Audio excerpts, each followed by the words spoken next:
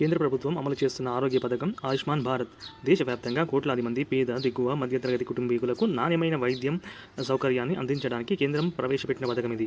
2018 సెప్టెంబర్లో ఈ పథకం అమల్లోకి వచ్చింది. దీని కింద 5 లక్షల రూపాయల వరకు ఉచితంగా వైద్య చికిత్స పొందవచ్చు.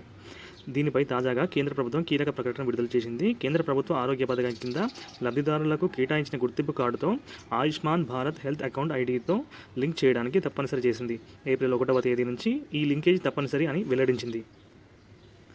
ఈ మేరకు కేంద్ర ఆరోగ్య, కుటుంబ సంక్షేమ మంత్రిత్వ శాఖ ఓ ప్రకటన జారీ చేసింది. ఏప్రిల్ 1వ తేదీ నుంచి CGHS కింద లబ్ధి పొందాలనుకునే ప్రతి ఒక్కరు కూడా బెనిఫిషరీ ఐడిని ఆయుష్మాన్ భారత్ హెల్త్ అకౌంట్ ఐడితో లింక్ చేయాల్సి ఉంటుంది.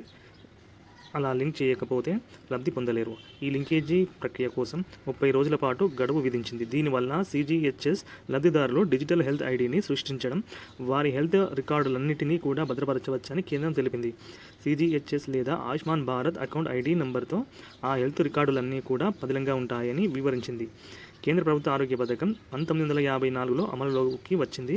కేంద్ర ప్రభుత్వ ఉద్యోగులు, పింఛన్దారులు, వారిపై ఆధారపడిన కుటుంబ సభ్యులకు సమగ్ర ఆరోగ్య సంరక్షణ అందించే లక్ష్యంతో అప్పటి ప్రభుత్వం దీన్ని అమల్లోకి తెచ్చింది.